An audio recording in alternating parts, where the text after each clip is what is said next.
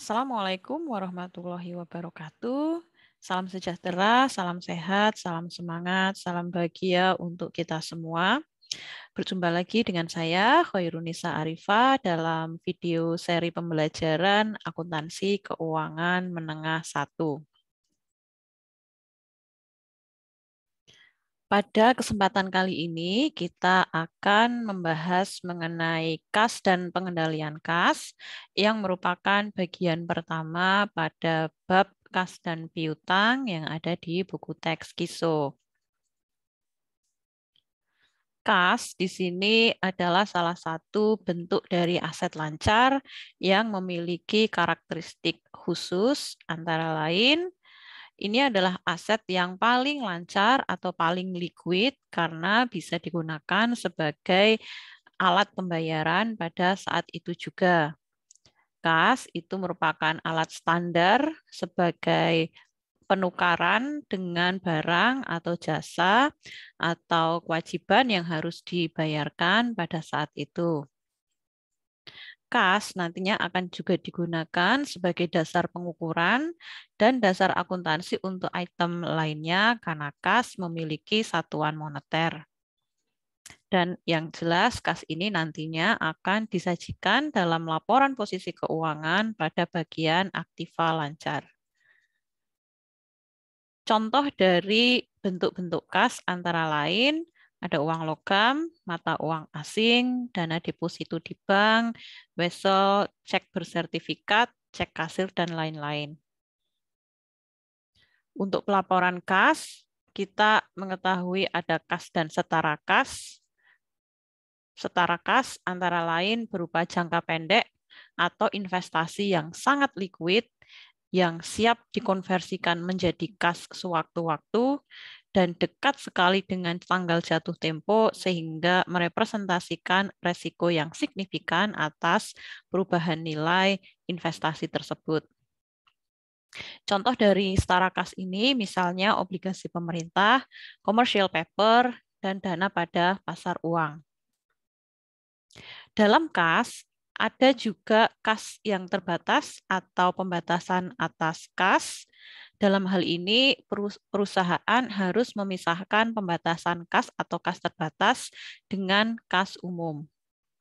Contoh pembatasan kas ini biasanya perusahaan berencana untuk menggunakan kas untuk tujuan misalnya perluasan gedung, pembayaran hutang jangka panjang yang akan segera jatuh tempo, atau untuk saldo kompensasi atau compensating balance. Berikut adalah contoh pengungkapan kas terbatas pada ilustrasi ini.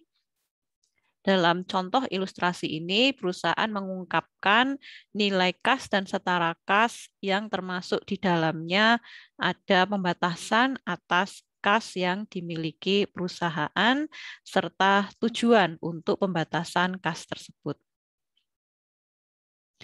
Berikut adalah klasifikasi kas, setara kas, dan non-kas yang umum dimiliki oleh perusahaan dan disajikan dalam laporan posisi keuangan.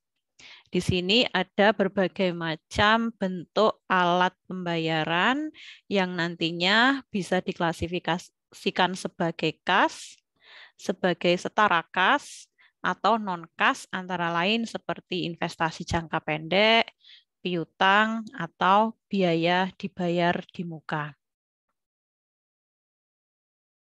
Selanjutnya, kita tahu bahwa kas itu merupakan aset yang paling liquid, yang paling mudah dipindah tangankan, yang paling mudah dan paling umum digunakan sebagai alat pembayaran. Oleh karena itu, sistem pengendalian internal atas kas itu sangat diperlukan karena resiko yang melekat pada kas itu sangat besar. Di sini ada dua masalah dalam akuntansi untuk transaksi kas. Antara lain yang pertama, pengendalian itu perlu dilakukan atas kas untuk mencegah transaksi yang tidak terotorisasi oleh karyawan yang berwenang. Karena sekali lagi kas itu adalah aset yang paling liquid, paling mudah dipindah tangankan sehingga rawan oleh pengambilan kas tanpa otorisasi yang memadai. Nah, selanjutnya kita juga perlu untuk menyediakan informasi yang penting untuk mengatur transaksi kas dan kas di tangan sehingga transaksi tersebut dapat dijalankan dengan aman. Penggunaan akun bank merupakan salah satu tujuan pengendalian yang diharapkan atas saldo kas supaya lebih aman dengan cara perusahaan dapat membedakan jumlah dan lokasi bank serta jenis akunnya untuk tujuan yang berbeda-beda. Misalnya untuk simpanan umum, perusahaan bisa menyimpan kas di bank dalam bentuk tabungan.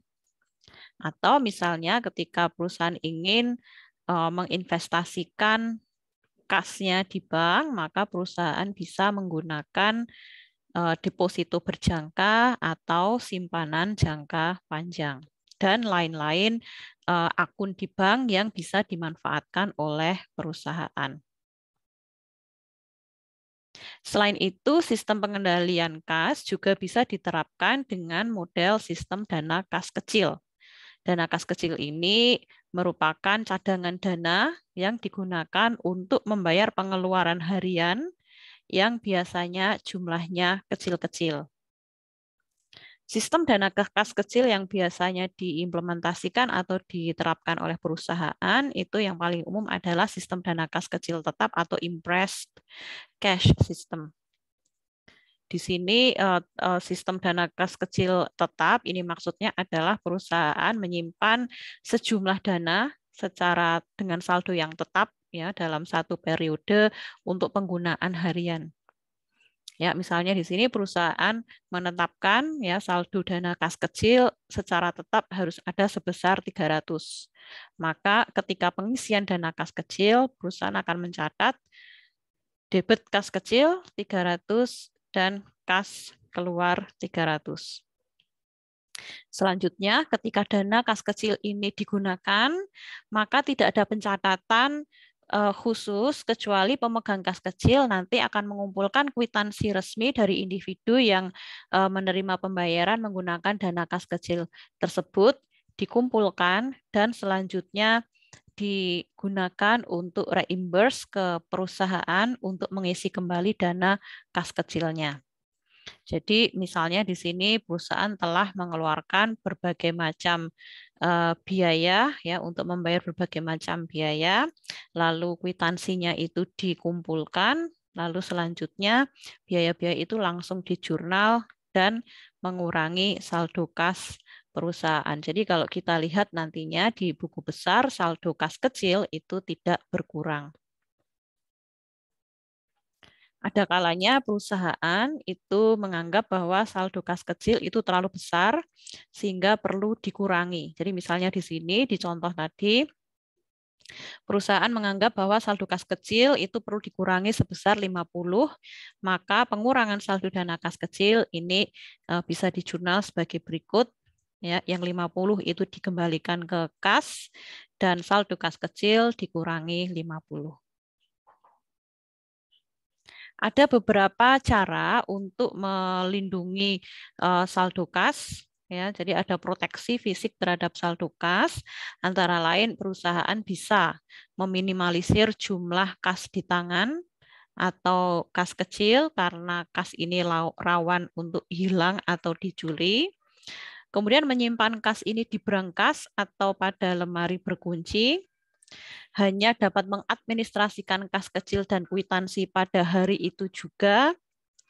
Menyetorkan penerimaan kas setiap hari ke bank sesegera mungkin, serta secara periodik memeriksa saldo yang ada pada buku besar. Biasanya ini nanti dilakukan dengan cara cash opnam pada setiap akhir periode. Bisa setiap minggu atau bisa setiap akhir hari. Selanjutnya pengendalian terhadap pencatatan pengeluaran saldo kas perusahaan yang ada di bank itu perlu dilakukan dengan cara rekonsiliasi.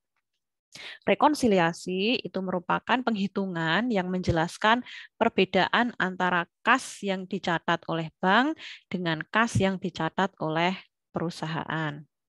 Ada kalanya terdapat perbedaan penghitungan di saldo akhir kas karena ada beberapa item yang itu memerlukan jeda waktu sehingga mengakibatkan perbedaan pencatatan. Antara lain misalnya setoran yang masih dalam perjalanan, cek yang masih beredar atau outstanding check, biaya administrasi bank yang belum dicatat oleh perusahaan, dan juga bunga bank. Selain itu, ada pula kemungkinan terjadinya kesalahan pencatatan baik oleh bank maupun oleh perusahaan. Berikut adalah format dan isi rekonsiliasi bank. Jadi di sini kita membandingkan saldo per bank pada awal periode, kemudian kita juga membandingkan dengan saldo pada pembukuan perusahaan. Nah, di sini ada beberapa item yang nantinya akan disesuaikan, baik ditambahkan maupun dikurangkan pada saldo akhir per laporan bank, maupun ditambahkan atau dikurangkan dari saldo per catatan perusahaan. Biasanya di sini item yang menambah saldo pada laporan bank itu antara lain misalnya setoran dalam perjalanan atau mungkin ada penerimaan yang belum dikirimkan ke bank atau mungkin adanya bank error. Sedangkan pengurangan dari saldo per laporan bank itu bisa berasal dari cek yang masih beredar atau mungkin kesalahan dalam pencatatan yang bisa mencatat saldo lebih tinggi. Kemudian item yang bisa menambah saldo kas pada laporan perusahaan, misalnya ada kredit atau penarikan yang belum dicatat pada catatan perusahaan, misalnya ada penagihan dari konsumen ya yang itu langsung masuk ke bank tapi belum dicatat di catatan perusahaan. Atau mungkin ada kesalahan pencatatan pada bagian pembukuan. Sedangkan item yang bisa mengurangi saldo kas pada buku perusahaan itu misalnya biaya administrasi bank yang belum dicatat pada laporan perusahaan. Nah, nantinya pada akhir rekonsiliasi, maka saldo kas menurut laporan bank dan saldo kas menurut laporan perusahaan itu nanti akan sama. Berikut adalah contoh dari ilustrasi ya, ilustrasi rekonsiliasi saldo kas di bank pada PT Nugget.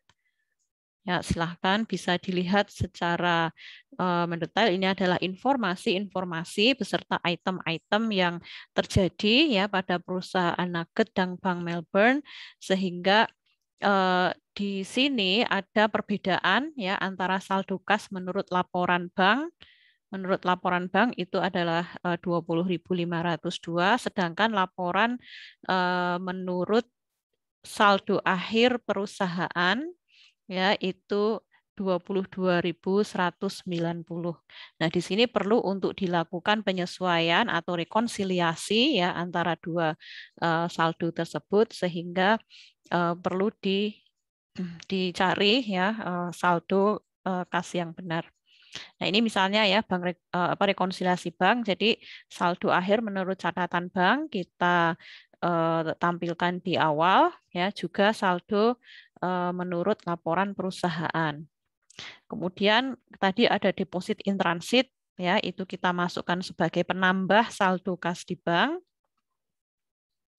Lalu ada outstanding check itu sebagai pengurang saldo di laporan bank. Kemudian ada bunga yang diberikan oleh bank tapi belum dicatat di pembukuan perusahaan, maka itu nanti akan ditambahkan pada saldo pada laporan perusahaan. Kemudian ada biaya bank atau biaya administrasi bank, itu nanti akan mengurangi saldo pada laporan. Kemudian ada cek yang dikembalikan karena dana tidak cukup, itu nanti juga akan mengurangi saldo pada laporan keuangan perusahaan.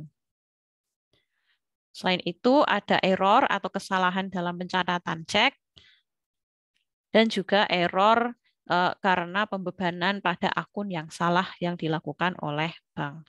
Nah, sehingga di sini nanti akan kita dapatkan saldo akhir menurut laporan bank dengan menurut laporan perusahaan yang sama.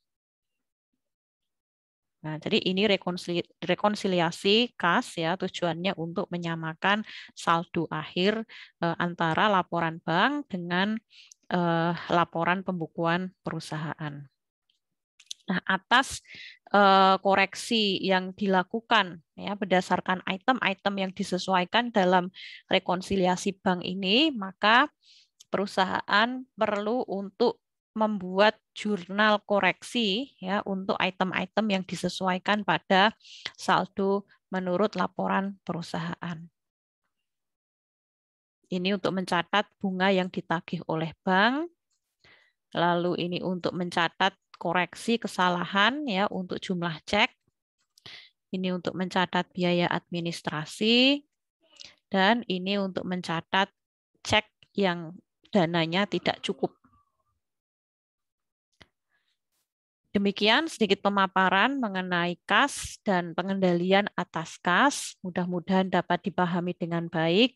Untuk lebih detailnya, silahkan Anda bisa membaca dengan lengkap materi yang ada di buku teks.